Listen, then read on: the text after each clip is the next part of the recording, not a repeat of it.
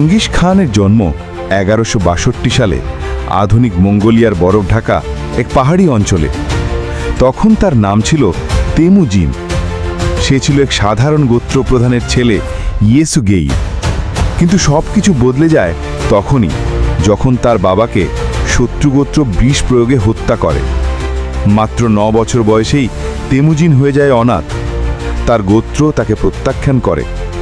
মা হৈলুনের সাহসে আর বুনো প্রকৃতির সঙ্গে সংগ্রাম করে বেঁচে থাকে তেমুজিন, একজন অনাথ শিশু, এক বেওয়ারিশ যোদ্ধা। কিন্তু মনে গেঁথে নেয় একটাই শিক্ষা: ক্ষমতা ছাড়া কেউ তোমাকে সম্মান করবে না। কৈশোরেই সে বিয়ে করে বর্তে নামের একটি মেয়েকে। কিন্তু সুখ দীর্ঘস্থায়ী হয়নি। বর্তেকে অপহরণ করে এক প্রতিদ্বন্দ্বী গোত্র। তখন তেমুজিন প্রথম যুদ্ধ করে স্ত্রীকে ফিরিয়ে আনে, আর এখান থেকেই তার যোদ্ধা জীবনের সূচনা।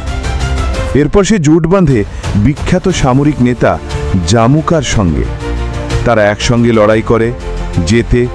কিন্তু ক্ষমতার লোভ দুই বন্ধুকে পরিণত করে শত্রুতে। 1200 শতকের শেষের দিকে তেমুজিন পরিণত হয় চেঙ্গিস খাঁয়ে।